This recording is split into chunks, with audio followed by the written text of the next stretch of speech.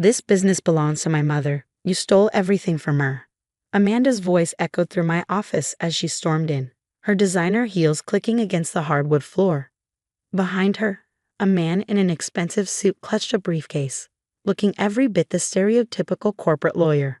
I'm Isabella Martinez, 42, and for the past 15 years, I've built Martinez Organics from a small farmer's market stall into a multi-million-dollar organic beauty empire.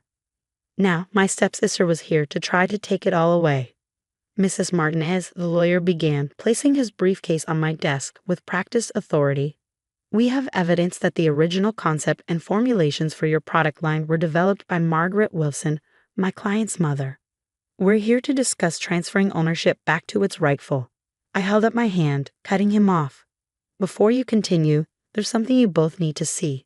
My voice remained steady as I reached for my laptop, though my hands wanted to shake with 15 years of suppressed anger. Amanda sneered, tossing her perfectly styled hair. What could you possibly show us? Mom told me everything before she passed away last month. How you stole her journal of recipes, how you took advantage of her kindness. I turned my laptop around, clicking play on a video file I kept safe all these years. The security footage was slightly grainy but clear enough. There I was 15 years younger, sitting across from Margaret in this very office when it was just a tiny rental space. $5,000, Yummy said in the video, pushing a business proposal across the desk. That's all I'm asking for. The farmer's market sales prove the concept works. People love the products. Margaret's younger self picked up the proposal, barely glancing at it before dropping it back on the desk. Isabella, dear, this is worthless. Natural beauty products. Everyone knows real cosmetics need proper chemicals. You're wasting your time. I watched Amanda's face change as she heard her mother's voice dismiss my dreams so casually, but there was more. But these are your recipes, Yummy protested in the video. Don't you want to be part of making them successful? Margaret's laugh was cruel. Those old recipes, they're nothing but garbage I picked up from my grandmother. If you want to waste your time with them, go ahead. I want nothing to do with this foolishness. The lawyer shifted uncomfortably as the video continued, showing Margaret signing a document. And this paperwork? Yummy asked. Yes, you have my permission to use any of those old recipes. I'd be embarrassed to be associated with them anyway. Just don't expect me to invest in this nonsense. I stopped the video, the silence in my office deafening. That document she signed, it's a legal release of any claim to the recipes or business concept, witnessed by a notary who was just off camera. Would you like to see it? Amanda's face had turned an interesting shade of red. She was just having a bad day, she didn't mean. This was just the first video, I interrupted, pulling out a thick folder. I have 15 years of documentation. Every time Margaret mocked the business, every time she told people she was embarrassed her stepdaughter was playing with herbs instead of getting a real job. That is, until last year, when we hit $50 million in annual revenue. The lawyer was already packing up his briefcase, clearly recognizing a losing battle. But I wasn't done. You want to know the real irony, Amanda? 5 years ago, Margaret came to me asking to buy in, offered me $2 million for a 10% stake. I pulled out another file. I turned her down, but I recorded that conversation too. Would you like to see your mother trying to claim she'd always believed in the business? Why?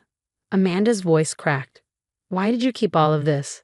I leaned back in my chair, memories of those early years washing over me, the farmers' markets in the rain, mixing formulas in my tiny apartment kitchen, delivering orders from my beat-up car while Margaret and Amanda lived in luxury, mocking my efforts. Because your mother taught me something valuable the day she rejected my proposal. She taught me that the only person I could rely on was myself. So I documented everything, protecting myself from the day I knew would come, when suddenly the business she called worthless would become something she'd try to claim. But Mom said, Amanda started. Your mom said a lot of things, Amanda. The difference is I can prove what she really said and did. I gestured to my office door. Now, unless you want me to show these videos to every business magazine that's been begging for the real story of Martinez Organics' founding, I suggest you leave. The lawyer practically dragged Amanda out, leaving me alone with the evidence of 15 years of preparation. I picked up my phone to call my attorney, knowing this wouldn't be the last attempt to claim what I built. But I was ready. I'd always been ready. Margaret might have thought those old recipes were worthless, but I'd known better, just like I'd known that someday someone would try to take it all away. What Margaret never understood was that success isn't just about having good ideas. It's about being willing to believe in them when no one else will. And about keeping really, really good records. The morning after Amanda's failed attempt to claim my business, I arrived at the office to find my social media notifications exploding. Amanda had gone on a rampage, posting a carefully edited version of events that painted me as the villain who had stolen her poor mother's legacy. Your stepsister is quite creative with her storytelling, my PR director, Sophia, said as she laid printouts of the posts on my desk. She's managed to get quite a few family members riled up. I scanned the comments beneath Amanda's posts. Distant relatives I hadn't spoken to in years were suddenly experts on my company's history, sharing invented stories about how Margaret had always planned to turn her grandmother's recipes into a business. Should we respond? Sophia asked, her finger hovering over her tablet. Not yet, I replied, reaching for my secure external drive. Let's see how far they want to take this. I didn't have to wait long. By lunchtime, Amanda had escalated to television, appearing on a local morning show with crocodile tears and a story about how her dying mother's last wish was to reclaim her stolen heritage. My phone buzzed with a text from my father. Isabella, please be reasonable. Can't you give your sister something? For family peace? Family peace. That phrase brought back memories of my teenage years after he'd married Margaret. Every time she or Amanda had taken something of mine, every time they'd excluded me or mocked my dreams, it was always about family peace. I texted back, like when you asked me to give Amanda my college fund for family peace, or when Margaret convinced you to put the house in her name for family peace. He didn't respond. I pulled up the local station's website and clicked through to their contact form. Within an hour, their legal department would receive a comprehensive file of evidence proving every word of Amanda's interview false. Let them deal with the threat of a defamation lawsuit. Ms. Martinez? My assistant poked her head in. There's something you should see at the flagship store. I pulled up our security cameras on my laptop. Amanda was there, along with 3 other relatives, holding signs and telling customers how Martinez Organics was built on stolen family secrets. I almost laughed. If they wanted to make this public, I'd give them public. I pressed the intercom. Sophia, remember that documentary crew that's been asking to tell our company's story? Call them back. Tell them I'm ready to talk.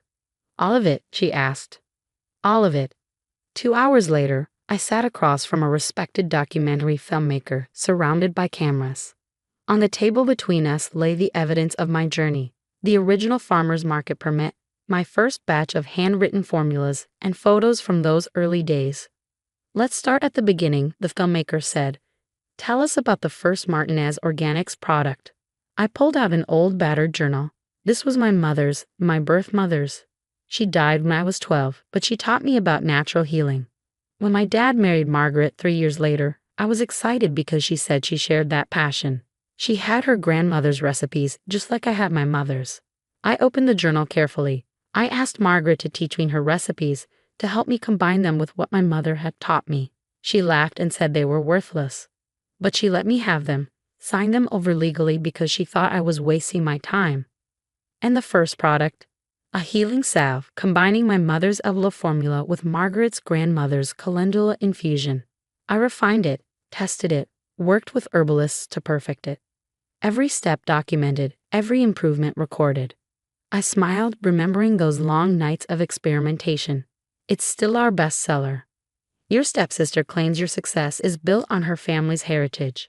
Her family's heritage that they threw away, I corrected. I have years of footage of Margaret mocking these recipes, calling them old-fashioned nonsense. But I saw their value. I respected the traditional knowledge while innovating and making it better. The interview continued for hours. I shared everything. The rejections, the struggles, the slow build from farmers markets to our first store.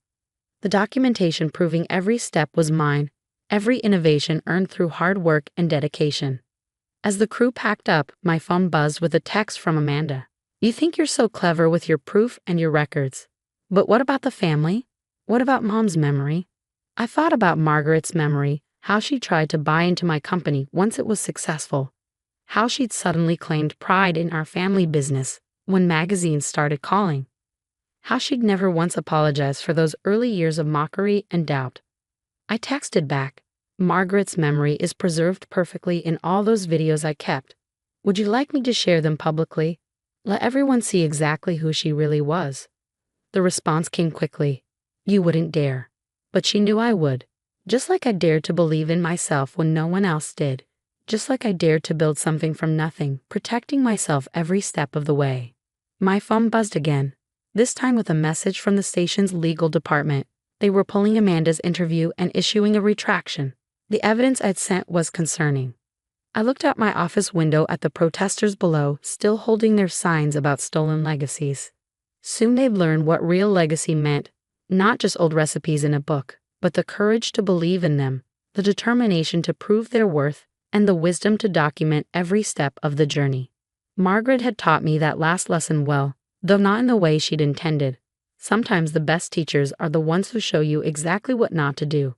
The documentary aired 3 weeks later. I watched it alone in my office, a cup of herbal tea, made from one of my mother's original recipes, growing cold on my desk. They'd done a beautiful job telling the story. The contrast between my farmer's market beginnings and our current success was striking. But what hit hardest were the old security videos showing Margaret's constant dismissal of the business throughout the years. This silly little herb shop, she'd said in one clip from 10 years ago, walking past my first store. "I can't believe she's still wasting her time." Another from 7 years ago, natural beauty products. "Please, when is Isabella going to grow up and get a real job?" And finally, just 2 years ago, her attempting to buy in, "Darling, I always knew you had potential. Let's make this a true family business." My phone started buzzing almost immediately after the credits rolled. First came the text from Amanda. "You've destroyed Mom's reputation. I hope you're happy." I didn't respond. Instead, I opened an email that had just arrived from my father. "Isabella," it read, "I watched the documentary. I don't know what to say except I'm sorry. I should have supported you. I should have seen what Margaret was doing. Can we talk?" Before I could reply, my assistant buzzed in. "Ms. Martinez, your stepmother's sister is here. She insists on speaking with you." I almost refused, but curiosity won out. "Send her in." Aunt Helen looked older than I remembered, her face lined with what looked like genuine remorse. In her hands, she clutched an old leather-bound book. "I found this while cleaning out Margaret's things," she said without preamble, placing the book on my desk. "It's our grandmother's original recipe book, the one Margaret claimed you stole." I opened it carefully. The pages were filled with neat handwriting, detailed instructions for herbal remedies and beauty preparations. But what caught my eye were the notes in the margins, written in a different hand. "Those are Margaret's notes," Helen explained. "From before she married your father, she tried for years to make these recipes work, to start a business. But she failed. She couldn't figure out how to modernize them, how to make them appealing to today's market." I looked up, understanding dawning. "That's why she was so bitter about my success." Helen nodded. "When she saw you succeeding where she had failed, well, you know, my sister, she couldn't handle it. But watching that documentary, seeing how you built everything from scratch, how you improved the formulas while honoring their origins," she wiped a tear. "Our grandmother would have been proud." After Helen left, I sat for a long time looking at the book. Finally, I picked up my phone and typed out a message to Amanda.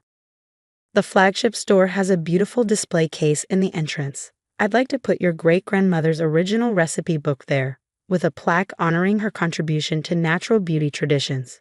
Not because you demanded it, but because it's the right thing to do. Her legacy lives on in every product we make, alongside my mother's recipes, my innovations, and 15 years of hard work." I hit send, then wrote to my father. "Coffee next week, just us." The responses came within minutes. "Amanda, I'll think about it." "Dad, name the time and place." A week later, we installed the display case. The old recipe book sat open to a page about calendula infusion, the same recipe I'd used in my first product. Next to it, I placed my mother's journal, open to her aloe formula. Above both, a simple plaque read, "Honoring the wisdom of those who came before, while blazing new trails forward." That evening, as I was leaving the office, I found an envelope on my desk. Inside was a letter from Margaret, dated just before her death. Isabella, by the time you read this, Amanda will have made her move to claim the business. I put her up to it, my final act of bitterness. But the truth is, you succeeded where I failed. You took those old recipes and made them into something remarkable. I was too proud to admit it in life, but I can at least write it down in death. The business is yours. You earned it. Margaret. I carefully added the letter to my files, one last piece of documentation to keep safe. But I knew I wouldn't need it. The truth had finally come out, and no amount of bitterness could change what I built. As I turned off the lights in my office, I caught my reflection in the window. Behind me, the city lights sparkled, and somewhere out there, my mother, my birth mother, was smiling. Her daughter had taken her lessons about natural healing and built an empire, one that helped millions of people feel beautiful the natural way. That was the real legacy, not the recipes, not the formulas, but the determination to believe in something when everyone else doubted, and the wisdom to document every step of the journey just in case.